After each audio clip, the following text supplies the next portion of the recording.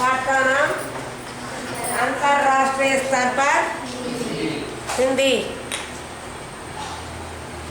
राष्ट्रीय means national, अंतरराष्ट्रीय means international.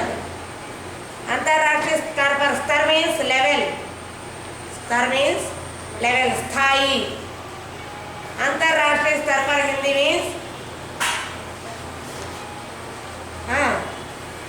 International లెవెల్లో హిందీ ఏ స్థాయిలో ఉన్నది అనేటువంటిది ఇక్కడ కేవలం మన భారతదేశంలోనే కాకుండా దీనికి ప్రాముఖ్యత ఇతర దేశాల దీనికి ఎంత డిమాండ్ ఉన్నది అనేది తెలియడం కోసం ఈ లెసన్।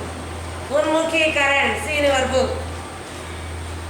पशु पक्षियों की भी भाषा होती है। పశువులకు పక్షులకు కూడా ఒక భాష అనేటువంటిది ఉంటుంది, వాటికి తగ్గట్టుగా వాటి లాంగ్వేజెస్ వాడుకుంటాయి। పక్షుల భాష పక్షులకే తెలుస్తుంది, మనుషుల భాష మనుషులకే తెలుస్తుంది, అవునా కదా? మరి అలాగే పశువుల భాష పశువులకే తెలుస్తుంది। इसका मतलब वे एक दूसरे का आशय बखूबी समझ लेते हैं। इसका मतलब मीन्स मीनिंग, అర్థము, अंडरलाइन राइट देयर। దీని అర్థం ఏంటి? एक दूसरे का आशय, आशय मीन्स उद्देश्य, आशय मीन्स उद्देश्य। ఈ కారణంగా భాష తెలియడం వల్ల ఒకరి ఉద్దేశాలు ఒకరి అభిప్రాయాలు మరొకరికి ఆ భాష ద్వారా తెలుస్తాయి। నేనేం చెప్పాలనుకున్నానో మీకు చెప్పడం వల్ల మీకు ఈ భాష వచ్చు కాబట్టి అర్థమవుతుందా? మరి అలాగే బఖూబీ అంటే చాలా బాగా, బఖూబీ మీన్స్ చాలా బాగా, సమझ लेते हैं అంటే అర్థం చేసుకుంటారు। यह बात तो है कि पशु पक्षियों की मनुष्यों जैसी सुविकसित भाषा नहीं होती। వాస్తవం ఏంటంటే మనుషుల భాషలాగా పశువులకు పక్షులకు సువికసిత, వికసిత్ మీన్స్ అభివృద్ధి చెందినటువంటి, సు అంటే మంచి, సువికసిత్ బాగా అభివృద్ధి చెందినటువంటి భాష అనేటువంటిది ఏది లేదు। పర్, పర్ మీన్స్ ఏంటి? ఇక్కడ పర్ అంటే మీనింగ్ నేను చెప్పాను కదా, కానీ। Very good. वे सीधी सादी आवाज और क्रियाओं से अपने भाव व्यक्त कर सकते हैं।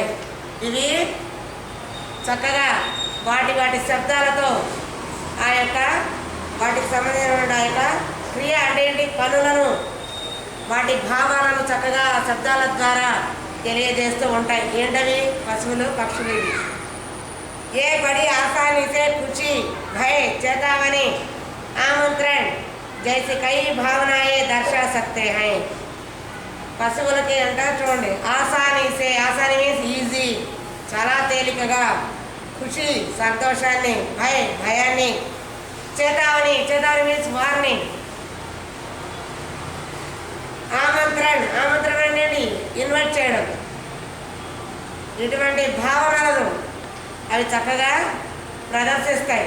మనం ఏమైనా పెట్టేది పెంచుకుంటూ ఉంటాం, ఎక్కడైనా ఊరు వెళ్ళి వస్తాం, అప్పుడు అవి చూడండి మన మీద దిగులు పెట్టుకుంటాయి కదా, కనబడకపోతే ఏమైనా కొన్ని అయితే మరి ఆహారం కూడా ముట్టుకోకుండా అలాగే ఉండిపోతాయి, గంగ పెట్టుకొని రాగానే మనం పైకి ఎక్కేసి కుక్కలు అయితే మరి నాగేస్తాయి అంత ఊది అంతా కూడా, అవునా? ఎందుకని? అవి మన కోసం పాపం ఎదురు చూస్తూ ఉన్నాయి ఎఫెక్షన్తో। किसी पक्षी द्वारा किए गए संकेत अन्य पक्षी भी पहचान सकते हैं। किसी पक्षी द्वारा ఏదైనా ఒక పక్షి ద్వారా చేయబడినటువంటి సంకేతాన్ని, ఆ యొక్క గుర్తులని, సైగలను వేరే పక్షులు చాలా ఈజీగా గుర్తించగలుగుతాయి। आवाज का पर्याय क्या है? आवाज का पर्याय भाषा। फर्स्ट क्वेश्चन, किसी प्राणी की अनोखी विशेषता बताइए। ఏదైనా ఒక ప్రాణికి అనోఖి అంటే చాలా అపురూపమైనటువంటి ఒక విశేషత అంటే క్వాలిటీని తెలియజేయండి అన్నట్టు। కుక్క చూడండి చాలా విశ్వాసంగా ఉంటుంది, అవునా కదా? కొన్ని అయితే మనం చెప్తుంటే వాడికి అర్థం అవుతుంది, రిప్లై ఇవ్వలేము కానీ మాట్లాడలేము, కానీ మనం ఏం చేయమంటే చేస్తూ ఉంటాయి, అవునే కదా? इस गद्यांश के लिए उचित शीर्षक दीजिए।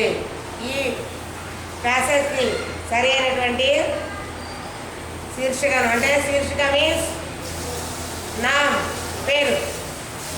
శీర్షక్ మీన్స్ రైటర్. కొన్నిసార్లు ప్యాసేజ్ ఇస్తాడు, ఏదైనా ఇచ్చేసి మిమ్మల్ని అడుగుతాడు, శీర్షిక బతాయి అంటాడు. శీర్షిక అంటే ఇదేదో మాకు తెలియదు అనుకోకూడదు, లెసన్ నేమ్. శీర్షక్ మీన్స్ రైటర్ నేమ్, గుర్తుపెట్టుకోవాలి. మిమ్మల్ని ఏమార్చడానికి వేరే పదాలతో అడుగుతూ ఉంటాను క్వశ్చన్, మనకు తెలుసు అదేదో. ఫర్ ఎగ్జాంపుల్ ఫస్ట్ లెసన్ ఉంది, ఏంటి పోయిన ఇచ్చాడు, ఆ పోయిన బేస్ చేసుకొని 4 క్వశ్చన్స్ ఇచ్చాడు, 3 క్వశ్చన్స్ మీకు ఆన్సర్ రాయేస్తారు. 4th क्वेश्चन इस पद्य का शीर्षक क्या है अंటాడు, లేదా इस पद्य किस शीर्षिका में दिया गया లేదా लिया गया అంటాడు. అప్పుడు మీరు ఏం రాయాలి, శీర్షిక అంటే ఇదేమో ఎవరో మాకు తెలియదు ఇది అని వదిలేయకూడదు. శీర్షిక అంటే ఏంటి, లెసన్ నేమ్. శీర్షక్ మీన్స్ రైటర్ నేమ్, గుర్తుపెట్టుకోవాలి. అలాగే దీనికి ఏంటి, భాషకు సంబంధించే కదా ఇవన్నీ, అవునా. नेक्स्ट उद्देश्य, छात्रों को पत्र लेखन की विविध शैलियों का ज्ञान कराना. छात्र मीन्स स्टूडेंट्स, ఏక బహువచనాలకు అదే వర్డ్ వస్తుంది. విద్యార్థులు, మరి ఆడ విద్యార్థులను ఏమంటాము, ఛాత్ర. విద్యార్థిని ఛాత్రాయేన్, విద్యార్థులు. ఛాత్ర విద్యార్థి, విద్యార్థులు. ఛాత్ర విద్యార్థిని, ఛాత్రాయేన్ విద్యార్థినులు. ఓకేనా. మరి ఇక్కడ ఛాత్రం అన్నాడు అంటే విద్యార్థులు. సెంటెన్స్ ఫార్మేషన్ కోసం అక్కడ గోసింపుల్ జాయిన్. విద్యార్థులకు పత్రలేఖన్ మీన్స్ లెటర్ రైటింగ్ ఎలా రాయాలి. వివిధ శైలియం, వివిధ రకాలుగా.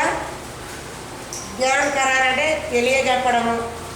उनके लेखन सृजन के विकास के साथ साथ उन्हें अंतर्राष्ट्रीय स्तर पर हिंदी का महत्व बताना है.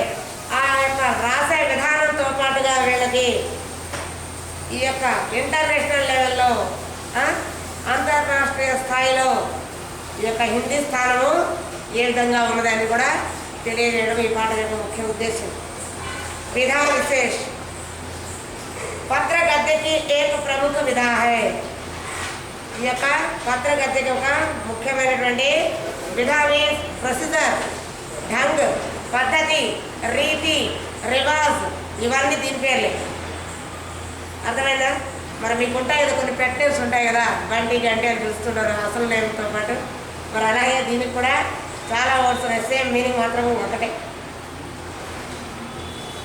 पत्र विधा पाठ में प्रेषक अपने विषय से जुड़ा पत्र पावक అంటే పత్ర పారేవాళ్ళ, లెటర్ తీసుకునేవాడు.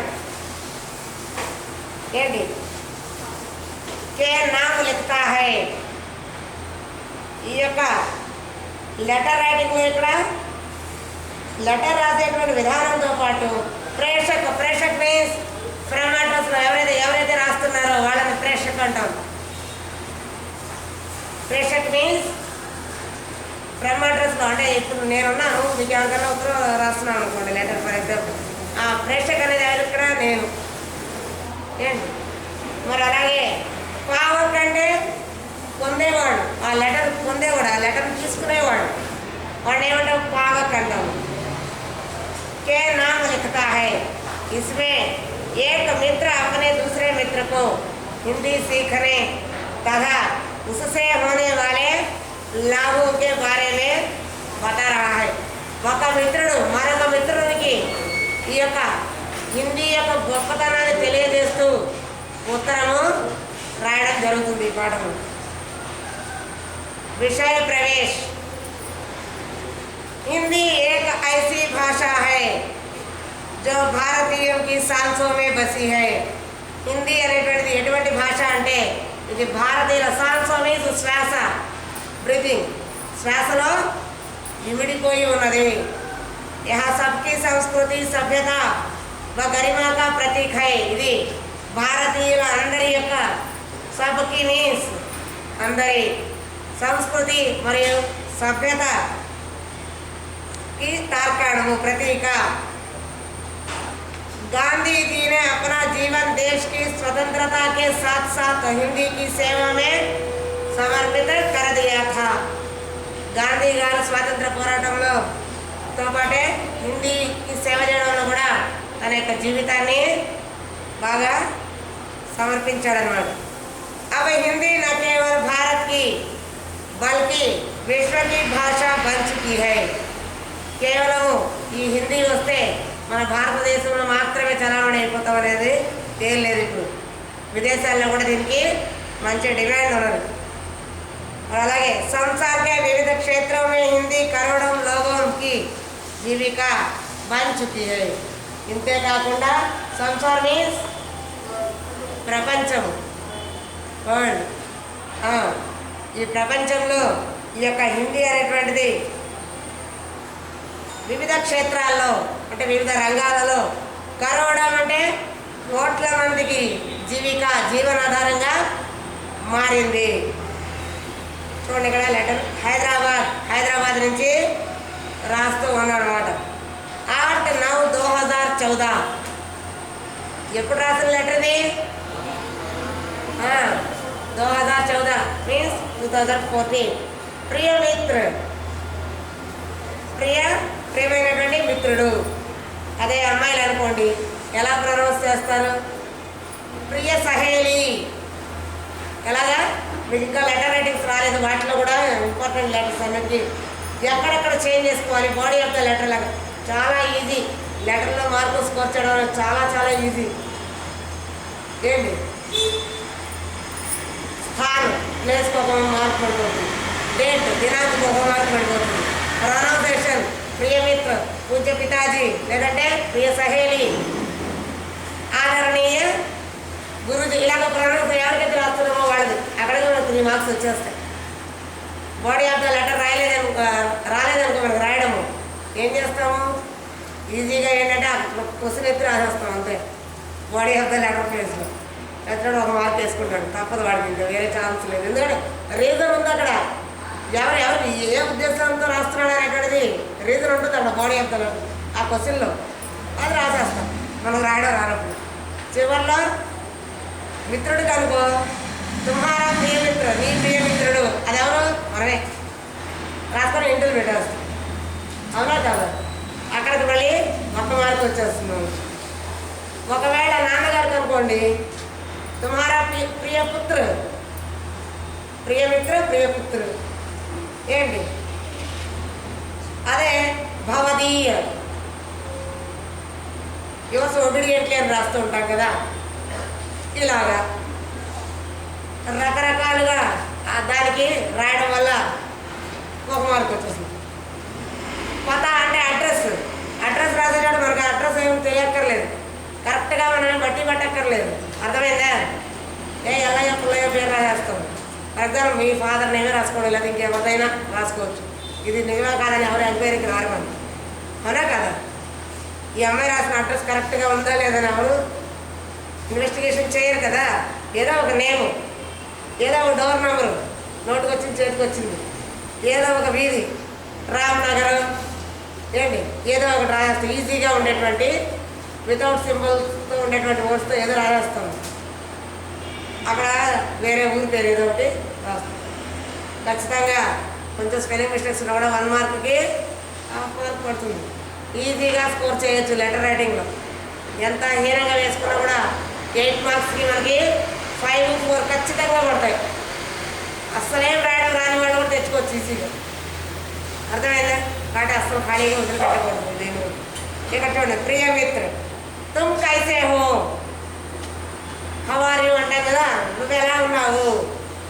ఆశా కర్తా హూ కి తుమ్ అప్నే పరివార్ కే సాత్ సకుశల్ హో, ఆశిస్తున్నాను ఏమనంటే నీవు నీ పరివార్ మీన్స్ కుటుంబం, పరివార్ అంటే ఫ్యామిలీ, మీ కుటుంబంతో పాటు నువ్వు, కే సాత్ అంటే తో పాటు, సకుశల్ స అంటే మంచిగా, కుశలం అంటే కుశలంగా క్షేమంగా, మంచి క్షేమంగా ఉన్నామని అనుకుంటున్నాను।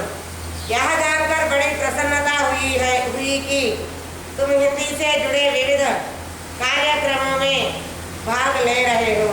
ఇది విని చాలా ఆనందం కలుగుతుంది। ఏది విని? నువ్వు హిందీకి సంబంధించినటువంటి కార్యక్రమాలలో ప్రోగ్రామ్స్లో పార్టిసిపేట్ చేస్తూ ఉన్నావని తెలిసి तुमने अपने पत्र में जानना चाहा कि हिंदी भाषा का अपने जीवन में क्या महत्व है నువ్వు నాకు రాసినటువంటి లెటర్లో హిందీ యొక్క గొప్పతనాన్ని గురించి తెలుసుకోవాలని రాశావు.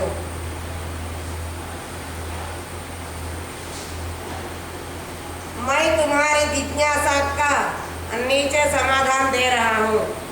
జిజ్ఞాస అంటే కుతూహలం, కోరిక, తెలుసుకోవాలనేటువంటి తపన ఏంటి, నేను నీ యొక్క కోరికను గుర్తించాను, దానికి నేను తిరిగి సమాధానం రాస్తున్నాను.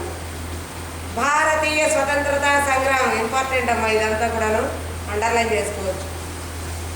ఎందుకులే మాకు మెటీరియల్స్ ఉన్నాయి కదా, దాంట్లో ప్రిపేర్ అవుతామన్నా ఇబ్బంది లేదు, కానీ మెయిన్ టాపిక్స్ ఇప్పుడు కూడా అండర్లైన్ చేసుకోవడం అనేది మంచి అలవాటు. भारतीय स्वतंत्रता संग्राम में देश को एकता के सूत्र में बांधने के लिए एक भाषा की आवश्यकता हुई. అండర్లైన్ చేశారు ఎంతవరకు? భారతీయ స్వాతంత్ర పోరాటంలో అందరికీ తెలుసు, ఇప్పుడు మనకు ఒక్కొక్క స్టేట్ వాళ్ళు ఒక్కొక్క లాంగ్వేజ్లో ఉన్నారు, అవునా కదా? భిన్నత్వంలో ఏకత్వం అంటారు, అవునా? అంటే రకరకాల మతాలు, కులాల వాళ్ళు, భాషల వాళ్ళు కలిసి ఒకే దేశంలో ఉండడం. మరి ఒక్కొక్క రాష్ట్రం వాళ్ళు ఒక్కొక్క భాష మాట్లాడుతూ ఉంటే, ఫర్ ఎగ్జాంపుల్ మీరున్నారు, మీరేదో గుజరాత్ అనుకో, ఏదో రాజస్థాన్ అనుకో, నువ్వు గుజరాతీ మాట్లాడతావు, ఎవరు రాజస్థానీ మాట్లాడుతుంది, నేను ఆంధ్రప్రదేశ్ కాబట్టి తెలుగు మాట్లాడతాను, ఇంకొక తమిళనాడు కాబట్టి తమిళ్ మాట్లాడచ్చు. కానీ మనందరం కూడా స్వాతంత్ర పోరాటంలో ఉన్నాం, బ్రిటిష్ వాళ్ళని ఎలా పారదోదామని అనుకుంటూ ఉన్నాం. నువ్వేదో చెప్తావు నీ లాంగ్వేజ్లో, గుజరాతీలో, నీకు అర్థం అవ్వాలిగా, అర్థమైతే కదా తన అభిప్రాయాలు నీతో షేర్ చేసుకుంటుంది. మరి అలాగే ఈ అమ్మాయి ఉంది, రాజస్థాన్ కాబట్టి రాజస్థానీ లాంగ్వేజ్ మాట్లాడుతుంది, ఆమె ఏం చెప్పాలనుకుందో తెలియదు. ఇలాగ భాష వల్ల వాళ్ళు ఫ్రీగా ఏదో చేయాలనుకున్నది ఏది చేయలేకపోతున్నారు అన్నమాట. దీన్ని కూడా గుర్తించారు గాంధీ గారు. మన దేశం మొత్తానికి తెలిసినటువంటి ఒక భాష ఉండి తీరాలి. వీళ్ళందరినీ ఒకే తాటి, ఇప్పుడు రంగురంగుల పువ్వులు ఒక దారానికి కడితే ఎలా అయితే ఉంటుందో అందమైన మాలలాగా, మరి రకరకాల భాషలతో ఉన్నటువంటి వీళ్ళందరినీ ఒకే భాష కిందకి తీసుకొని రావాలి, అందరి అభిప్రాయాలు తెలుసుకునేలాగా చేయాలి అని ఈయన గారు అప్పుడు ఒక ప్రాసెస్ అనేటువంటిది స్టార్ట్ చేశారు. అంటే ఎక్కువగా ఏ భాష తెలిసిన వాళ్ళు ఉన్నారు మొత్తం దేశం మొత్తం మీద, ఆ విధంగా వాళ్ళు రీసెర్చ్ చేసిన తర్వాత వాళ్ళకి తెలిసింది ఏంటంటే హిందీ భాష తెలిసిన వాళ్ళే ఎక్కువ మంది ఉన్నారు. హోల్ ఇండియా మొత్తం మీద ఈ భాష తెలిసిన వాళ్ళే ఎక్కువగా ఉన్నారు అనేది. మరి ఎక్కువగా తెలిసిందంటే కదా ఎవరైనా కూడా సపోర్ట్ చేస్తారు, అవునా? మరి ఈ భాషకు కూడాను ఇంకా కాస్త సపోర్ట్గా నిలబడి అందరికీ తెలిసేలాగా ఈ భాషని కాస్త ప్రోత్సహించి నేర్పడం జరిగింది. మరి స్వాతంత్ర పోరాటంలో ఒకరి అభిప్రాయాలు ఒకరికి తెలుసుకోవడానికి, పాస్ చేసుకోవడానికి ఇన్ఫర్మేషన్స్ ఈ హిందీ భాష కూడా ఒక ఆయుధంలాగా ఉపయోగపడింది వాళ్ళకి. అందుకే దీన్ని రాజభాషగా ఎంచుకున్నారు. ఇండియాలో ఉండేటువంటి అన్ని భాషల్లోకి దీనిని రాజభాషగా ఎంచుకోవడం జరిగిందనమాట. అర్థమైందా? ఒకే సూత్రంలోకి అంటే ఏకతాకే సూత్రమే బాంధనేకే లియే ఏక భాషకి ఆవశ్యకత ఉంది. అంటే అందరినీ ఒకే త్రాటి మీద తీసుకురావడానికి, ఒకేలాగా అందరికీ ఆ ఇన్ఫర్మేషన్స్ అన్నీ కూడా తెలిసేలాగా చేయడానికి ఈ భాష అవసరమైంది. యహ కామ్ హిందీ సే హీ సాధ్య హో సకా. ఈ పని ఒక హిందీ భాష వల్లనే సాధ్యమైన. అండర్లైన్ చేసుకోండి. आज हमें एक से अधिक भाषाएं सीखना जरूरी है. నేడు మనకి ఒకటి కంటే ఎక్కువ భాషలు నేర్చుకోవాల్సి ఉన్నది. ఇప్పుడు మన మదర్ లాంగ్వేజ్ అంటే తెలుగు, తెలుగు ఒకటే నేర్చుకుంటున్నామా? ఇంగ్లీష్, హిందీ నేర్చుకుంటున్నాం, అవునా కదా? మరి ఫారెన్ కంట్రీస్లో అయితే ఇంకా వేరే లాంగ్వేజ్ కూడా నేర్చుకుంటారండి ఇంగ్లీష్ కాకుండా. మరి నేను ఒక అమ్మాయికి ఆన్లైన్ క్లాస్ చెప్తూ ఉంటాను రోజు. సింగపూర్లో ఉంటుంది ఆ అమ్మాయి, ఇక్కడ కాదు. వాళ్ళకి అక్కడ ఫ్రెంచ్ లాంగ్వేజ్ ఉందంట, చైనీస్ ఉందంట, ఏంటి మరి అలాగే ఇంగ్లీష్ ఉంది, మళ్ళీ హిందీ కూడా ఉంది. అది ఇంటర్నేషనల్ స్కూల్ కాబట్టి. కాబట్టి నేను ఇక్కడ నుంచి హిందీ చెప్తూ ఉంటాను డైలీ. ఇక్కడ నుంచి వెళ్ళాక 1 అవర్ క్లాస్ తీసుకుంటాను. అంటే అక్కడ కూడా డిమాండ్ ఉందన్నమాట ఆ భాష. చూడండి ఇలాగా ఫారెన్ కంట్రీస్లో కూడా మన దేశానికి చెందిన భాష గురించి అక్కడ డిమాండ్ ఉందంటే అది మనకు గర్వమే కదా, గొప్ప విషయమే కదా. अधिक भाषाएं सीखना जरूरी है जिनमें हिंदी और अंग्रेजी का स्थान महत्वपूर्ण है। ఈ భాషలన్నిటిలోకి హిందీ భాష మరియు ఇంగ్లీష్కి ఎక్కువ ప్రాముఖ్యతను ఇవ్వడము జరిగింది। हिंदी से हम सारे भारत की पहचान अच्छी तरह से कर सकते हैं। హిందీ వల్ల మనము భారతదేశం మొత్తం చక్కగా చుట్టి రావచ్చు। ఏ స్టేట్లో అయినా కూడా హిందీ లాంగ్వేజ్ తెలియని వాళ్ళైతే ఉండరు, అర్థమైందా? ఎక్కువగా ఇంగ్లీష్ రాకపోయినా ప్రతి ఒక్కరికి హిందీ మాత్రం తెలిసే ఉంటుంది। 10 మందిలో కనీసం ఒకరిద్దరికైనా హిందీ వచ్చి ఉంటుంది, ప్రతి 10 మందిలో కూడా। भारत के अलग अलग प्रांतों में अलग अलग भाषाएं बोली जाती है। భారతదేశంలో వేరు వేరు ప్రాంతాల్లో వేరు వేరు భాషలు మాట్లాడబడతాయి। हमें भारत के सभी प्रांतों से जुड़ने के लिए एक भाषा की आवश्यकता होती है। అన్ని ప్రాంతాల వాళ్ళని కలుపుకోవడానికి మనకు ఒక భాష అవసరమైనది। ఆవశ్యకత అంటే ఏంటి? అవసరం। जिसे सारे भारत के वासी जानते हैं। అందరికీ తెలిసినటువంటి భాష ఏంటి? హిందీ అన్నమాట। వైసీ భాష హీ హిందీ। ఇప్పటిదాకా నేను చదివినంతా అండర్లైన్ చేయాలి, అదంతా ఒక క్వశ్చన్ ఆన్సర్ ఉంది, ఓకేనా? మొత్తం ఫస్ట్ స్టార్టింగ్ నుంచి ఆ ప్యాసేజ్ అండర్లైన్ చేస్తున్నాను। जो सारे भारतीयों को एकता के सूत्र में बांधती है। భారతీయులందరినీ కూడా ఒకే సూత్రానికి కట్టేటువంటి భాష। हिंदी अपने शाब्दिक अर्थ से भी भारतीय कहलाती है। మరి హిందుస్థాన్ అంటాం కదా భారతదేశాన్ని, అవునా? హిందుస్థాన్ అంటే భారతదేశం కాబట్టి మనము హిందుస్థానీ అంటాం ఎవరిని? భారతీయులని। మనం హై హిందుస్థానీ అంటూ ఉంటాం, అంటే మేము భారతీయులం, వీఆర్ ఇండియన్స్ అంటూ ఉంటాం కదా, అలాగే। మరి ఇది శాబ్దిక అర్థం అంటే ఆ యొక్క పదము ద్వారా కూడా భాషకు ఉపయోగించిన పేరు ఏదైతే ఉన్నదో దాని ద్వారా కూడా ఇది భారతీయతని చాటుకుంటూ ఉన్నది। इसलिए देश के वर्तमान और भविष्य को ध्यान में रखकर भारतीय संविधान ने अनुच्छेद 343(1) के तहत हिंदी को 14 सितंबर 1949 को राजभाषा के रूप में गौरवान्वित किया। तब से हम हर वर्ष 14 सितंबर को हिंदी दिवस मनाते हैं। ఇదొక ఇంపార్టెంట్ క్వశ్చన్ ఆన్సర్ ఈ ప్యాసేజ్ మొత్తం అండర్లైన్ చేసుకోవాలి చూడండి। కాబట్టి వర్తమానం అంటే ప్రజెంట్ టెన్స్, ఇప్పుడు ప్రజెంట్లో జరుగుతున్నప్పుడు మరియు భవిష్యత్తును కూడా దృష్టిలో పెట్టుకొని ఈ యొక్క భారతీయ సంవిధానం ఏంటి? కాన్స్టిట్యూషన్, రాజ్యాంగములో అనుచ్ఛేదం అంటే పారాగ్రాఫ్ అని 343(1) ద్వారా అనేటువంటి నిబంధన ద్వారా సెప్టెంబర్ 14వ తేదీన 1949న దీన్ని రాజభాషగా అంటే నేషనల్ లాంగ్వేజ్గా గుర్తించడము జరిగింది।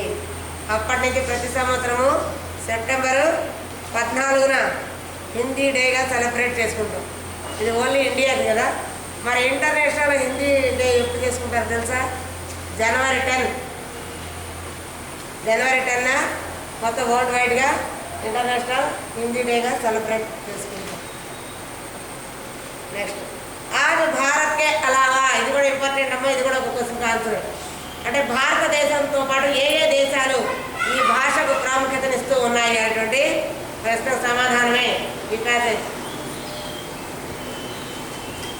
आज भारत के अलावा, అలావా అంటే కాకుండా, నేడు భారతదేశం మాత్రమే కాకుండా Bangladesh, Nepal, Myanmar, Bhutan, Fiji, Guyana, Suriname, Trinidad एवं टोबैगो, दक्षिण Africa, Bahrain, Kuwait, Oman, Qatar, Saudi Arab, गणराज्य, Sri Lanka, America, England, Germany, Japan, Malta, Australia आदि देशों में हिंदी की मांग डिमांड बढ़ती ही जा रही है।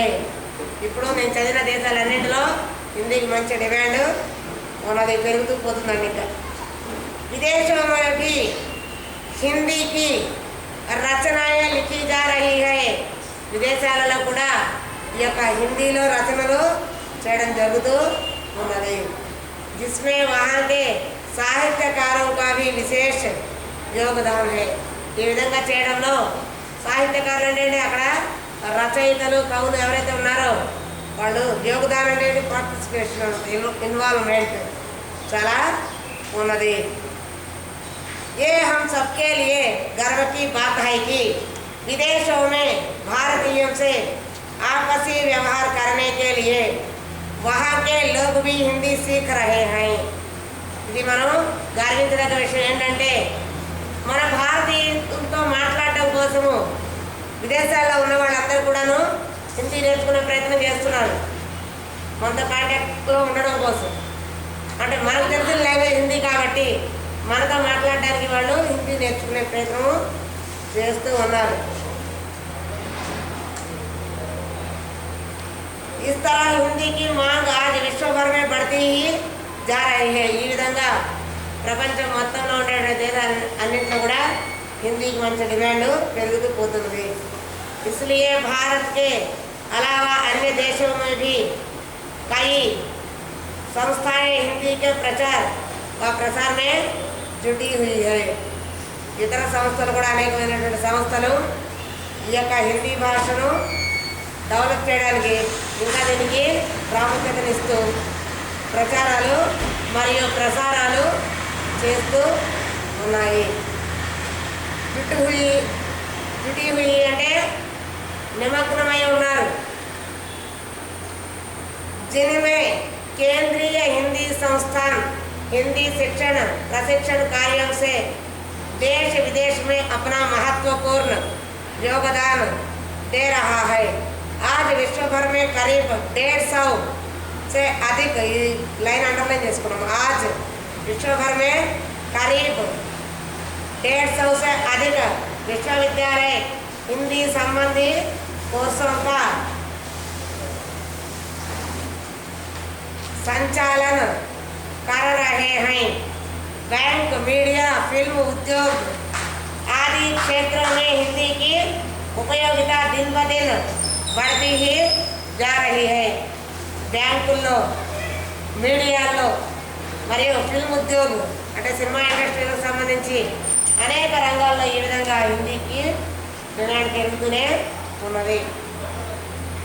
इस तरह आज हिंदी नए नए रोजगारों का प्रमुख आधार बन चुकी है। ఈ విధంగా రోజ్గార్ అంటే ఏంటి?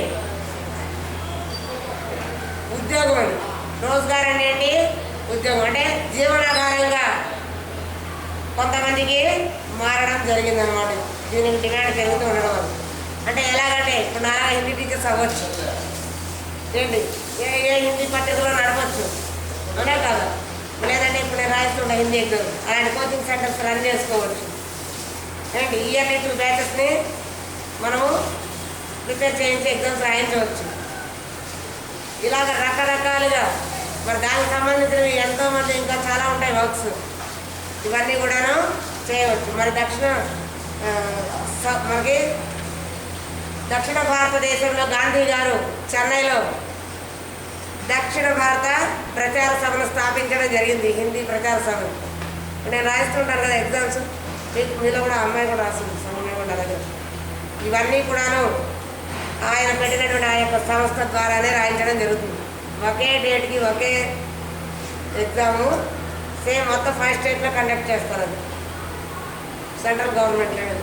దీంట్లో 2 రకాలు ఉంటాయి। ఒకటి వచ్చేసి మనకి హైదరాబాద్ నుంచి వస్తుంది ప్రచార సభ, దానికి కొంచెం వాల్యూ తక్కువగా ఉంటుంది, అంటే అది స్టేట్ లెవెల్లోనే ఉంటుంది।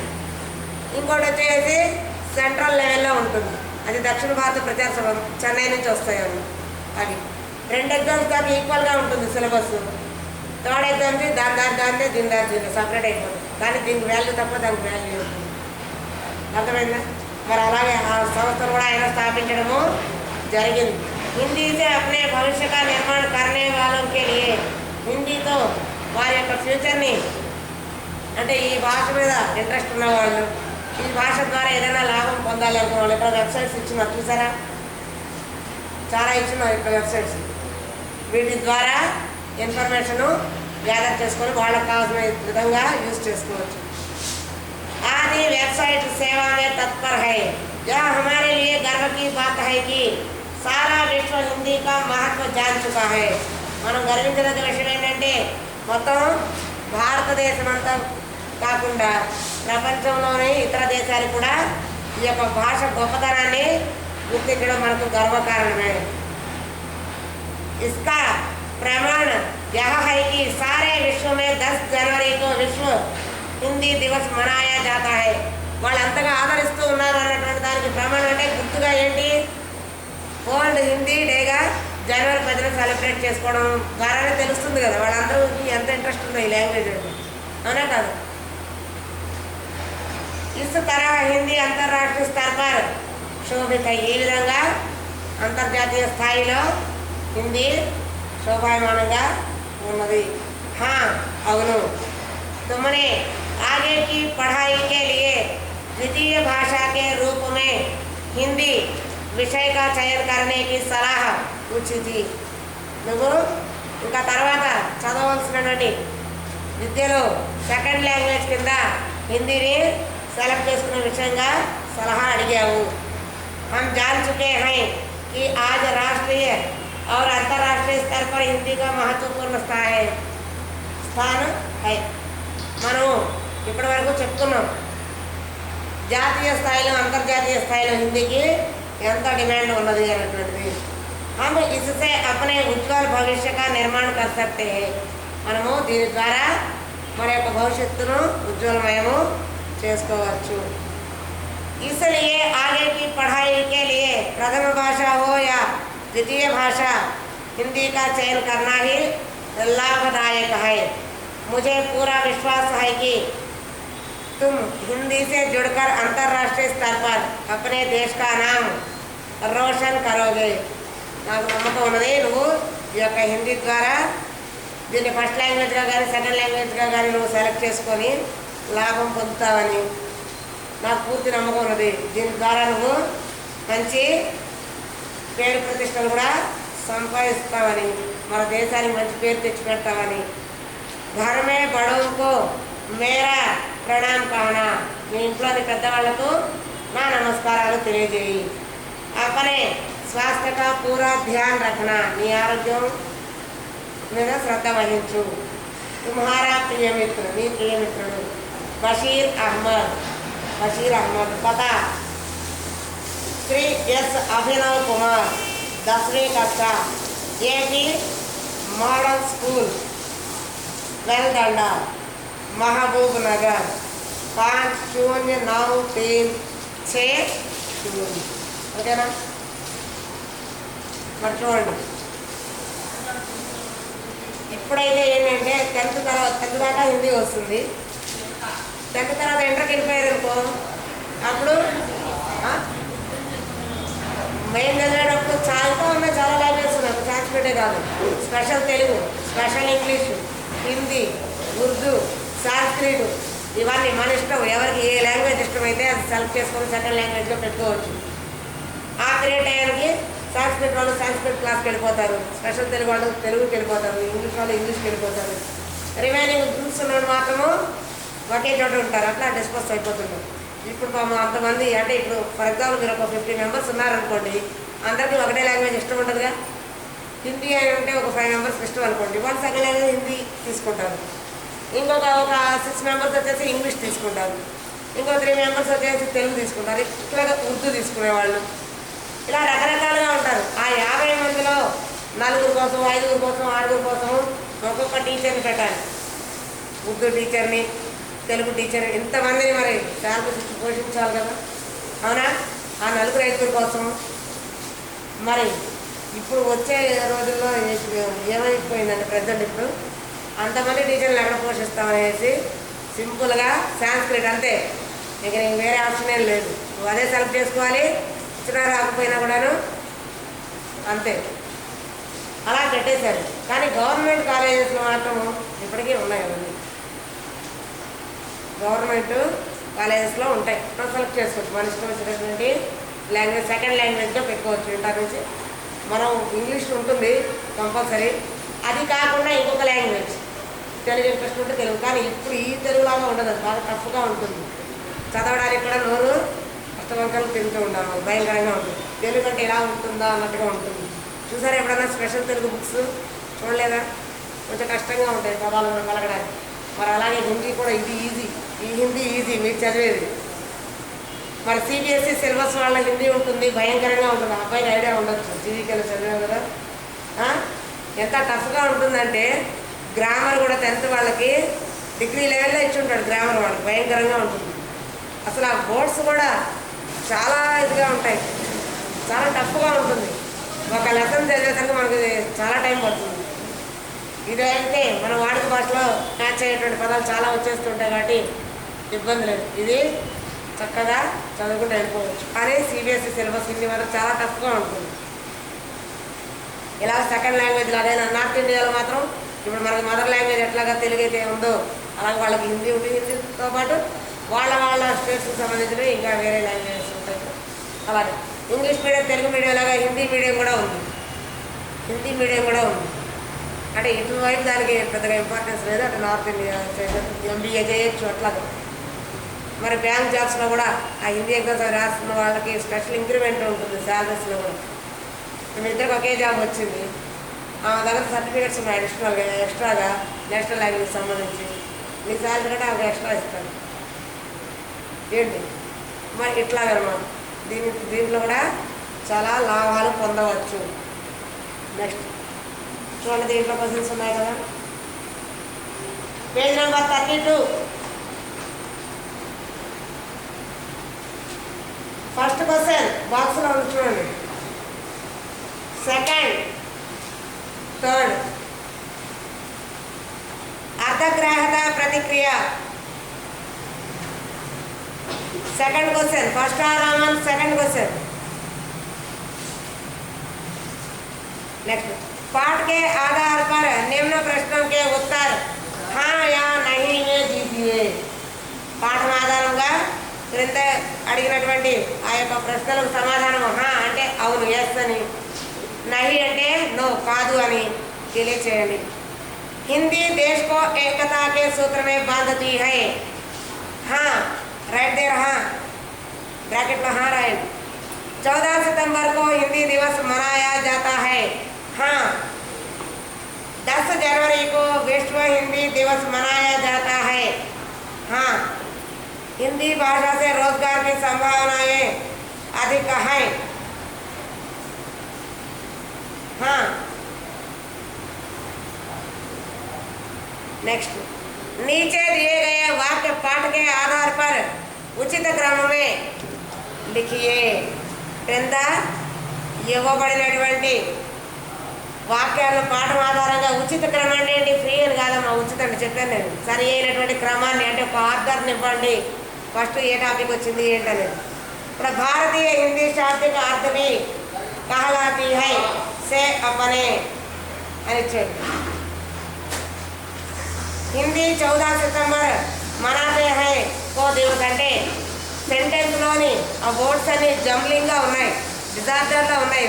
ఎక్కడ ఉండవలసిన వర్డ్ అక్కడ లేదు, జంబ్లింగ్ తారుమారుగా ఉన్నాయన్నమాట. దీన్ని ఒక ఆర్డర్ని పెట్టి రాయాలి. ఫస్ట్ సెంటెన్స్ ఎలా రాయాల్సి ఉంటుంది, భారతీయ హిందీ శాబ్దిక अर्थ भी कहलाती है से अपने అన్నాడు. దీన్ని ఎలా రాస్తాము చూడండి, ఇక్కడే ఉంది మనకు పేజ్ నెంబర్ 31. సెకండ్ ప్యాసేజ్లో కింద నుంచి థర్డ్ లైన్ చూడండి, फोर्थ लाइन కింద నుంచి. హిందీ अपने शाब्दिक अर्थ से भी भारतीय कहलाती है ఉందా, ఆటల్లో ఉందా? మరి ఇక్కడ ప్లేస్ సరిపోదు కదా మీకు, జస్ట్ మెటీరియల్ చూసుకుంది కానీ ఇక్కడ రాయడానికి అంత పెద్ద సెంటెన్స్ పట్టవు కదా. नीचे दिया गया विज्ञापन पढ़िए. विज्ञापन मीन्स యాడ్. కింద ఇవ్వబడినటువంటి ప్రకటన చదవండి. ప్రశ్నకే ఉత్తరం దీజియే, ప్రశ్నలకు సమాధానాలు ఇవ్వండి. భారతీయ స్టేట్ బ్యాంక్ ఇలాంటిదే కదా ఒక రోమన్ ఇస్తున్నాడు కదా మీకు ప్యాసేజెస్లో, అవునా? ఇలాంటిది ఒక యాడ్ ఇచ్చేసి దాన్ని రాయమన్నాను. చూడండి, యా విజ్ఞాపన కిస్ బ్యాంక్ కా హై, ఏ బ్యాంకు సంబంధించింది యాడ్? भारतीय स्टेट बैंक। किस नौकरी के लिए यह विज्ञापन दिया गया है? ఏ ఉద్యోగస్తుల కోసం ఈ యొక్క ప్రకటన ఇవ్వడము జరిగింది? వైలెట్ కలర్ బాక్స్ చూడండి పైనుంచి. రాజభాషా అధికారియోకి, ఈ యొక్క హిందీ భాషకు సంబంధించినటువంటి ఆఫీసర్ల కోసము భర్తీ చేయడం కోసం. ఆవేదన करने से पहले वेबसाइट से अन्य जानकारी प्राप्त करने के लिए क्यों कहा गया होगा? మన యొక్క అప్లికేషన్ చేయడానికి ముందు ఒకసారి ఆ యొక్క వెబ్సైట్ని గురించి బాగా తెలుసుకోమని ఎందుకు అనడం జరిగిందంటే పూర్తి వివరాలు తెలుసుకోవడానికి, పూరా విషయం जानने के लिए. నెక్స్ట్, అభివ్యక్తి సృజనాత్మకత. First Roman 1-2 questions. ఈ లెసన్లో ఉన్న ప్లస్ పాయింట్ ఏంటంటే మీరు ఏ క్వశ్చన్ స్టార్ట్ చేసి కూడా ఒక ఫారిన్ కంట్రీస్ నేమ్స్ తప్ప అన్ని పాయింట్స్ ఒకటే, ఒకే క్వశ్చన్ని తిప్పించి మళ్ళీ చదివే ఆన్సర్ సేమ్. ఒకటి బాగా నేర్చుకుంటే ఇంక దేనికి రాసినా సెట్ అయిపోతుంది అంతే, ఎలా అడిగినప్పుడు. సరేనా? కాబట్టి అది ఒక్కటి సపరేట్గా నేర్చుకోవాలి. ఇంకొకటి నేర్చుకుంటే దీంట్లో ఏది అడిగినా రాయొచ్చు, ఎందుకంటే దాంట్లో ఫారిన్ కంట్రీస్ నేమ్స్ దీంట్లో ఉండవు, రిమైనింగ్ వల్ల అంతే. ఓకేనా? మరి సెకండ్ క్వశ్చన్ కూడా हिंदी देश को जोड़ने वाली कड़ी है, इसे अपने शब्दों में सिद्ध कीजिए. नेक्स्ट వచ్చేసి फर्स्ट ही क्वेश्चन, हिंदी भाषा पर एक छोटा सा निबंध लिखिए. 8 మార్క్స్ క్వశ్చన్ కింద అడుగుతాడమ్మా. ఇది అక్కడ 6 మార్క్స్ ఇచ్చేవాళ్ళు గాడ్చర్ ప్యాటర్న్ మార్చారు కాబట్టి 8 మార్క్స్. ఓకేనా? ఇది చాలు మీకు. వీటిలో ఈ క్వశ్చన్ వచ్చినా కూడా మొత్తం అంతా వచ్చినట్లే, అర్థమైందా? ఒక క్వశ్చన్ వస్తే అంతా వచ్చినట్లే. भाषा की बात, कोष्टक में दी गई सूचना पढ़िए और उसके अनुसार कीजिए. భాషా ఏంటి ఇక్కడ పర్యాయం అడిగాడు. జుబాన్, ఆవాజ్, బోలీ ఇవన్నీ రాసుకోవచ్చు. సమాధాన్, ఉత్తర్, జవాబ్, సంకల్ప, నిర్ణయ, ఇరాదా. ఏకత, విలం, అనేకత, స్వదేశ్, విదేశ్, ప్రాచీన్, నవీన్. నెక్స్ట్ వచన్, పరీక్ష, ఆకారాంత స్త్రీలింగ ఏకవచన శబ్ద. ఇది ఏన్ జాయిన్ అవుతుంది, పరీక్ష ఏన్. సంస్థ, ఆకారాంత స్త్రీలింగ ఏకవచన, సంస్థ ఏన్. దిశ, దిశ ఏన్, దిశనాంశ ఆకారాంత స్త్రీలింగ ఏకవచన. ఓకేనా?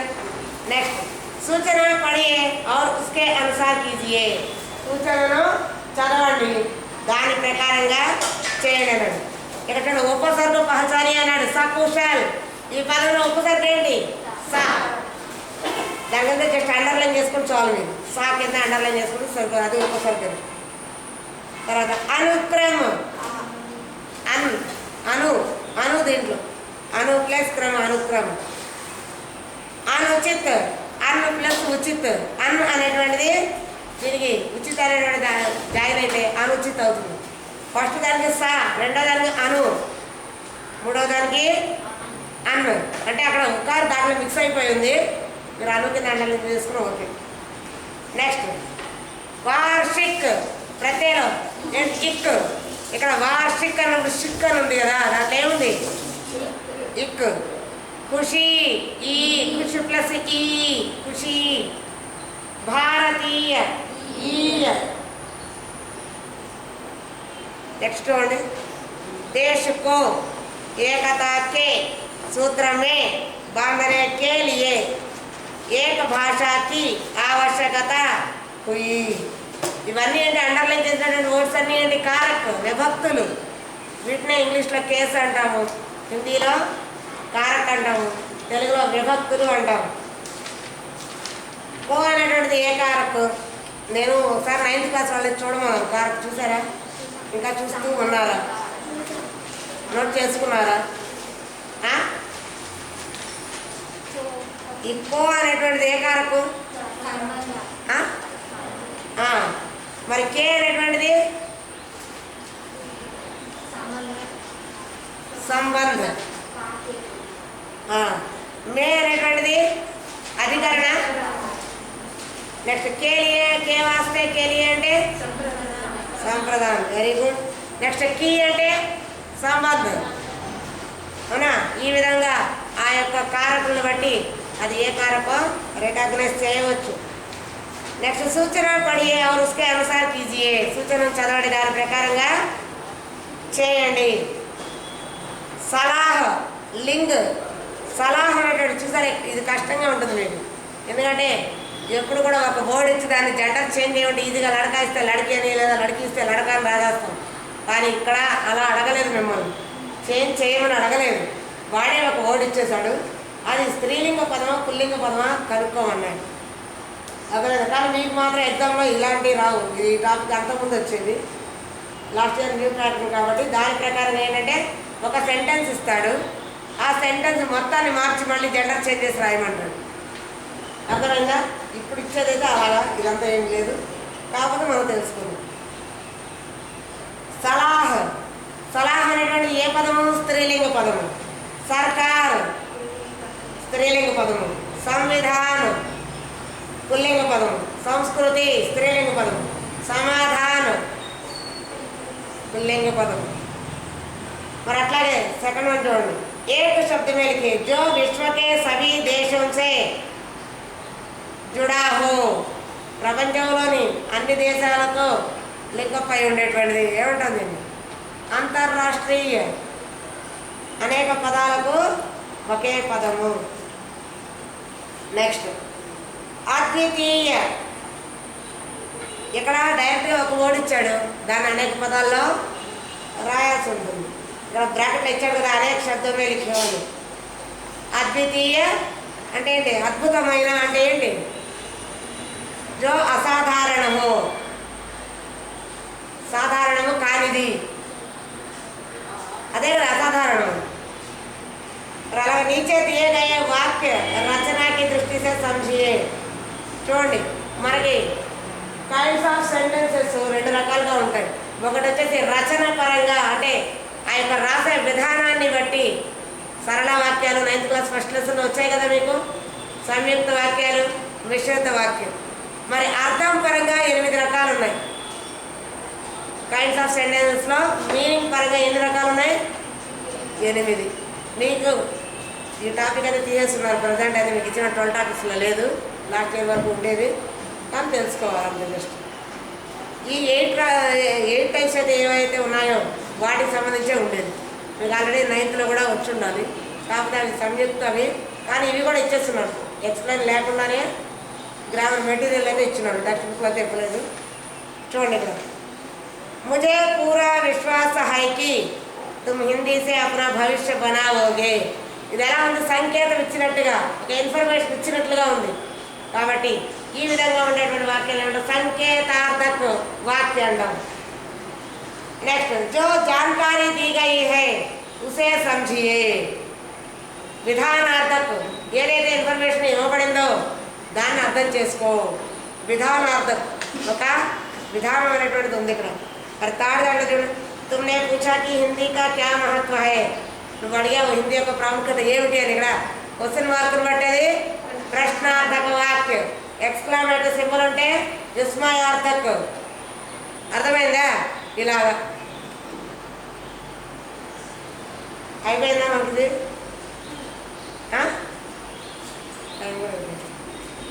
మరి రేపటికి second lesson material grammar part try చేసుకుని వస్తారా? ఏంటి వెనకాల ఆన్సర్లు ఏమైనా ఉన్నాయా? వాటికి ఉన్నాయా? చూసి రాసుకొని వస్తారా? ఆ హింట్ కూడా నేనే ఇచ్చేసానంటారా? దయచేసి చేయొద్దు అలాంటి పని. మిమ్మల్ని మీరు టెస్ట్ చేసుకోవడానికి ఒక మంచి అవకాశం ఉంది. మీరు ఎన్నింటికి ఆన్సర్ చేయగలుగుతున్నారు? ఇప్పుడు లెసన్స్ వింటూ ఉన్నారు కదా, విషయం అయితే మీకు అర్థమవుతుంది కదా, ఎన్నింటికి మీరు ఆన్సర్ చేయగలుగుతున్నారు.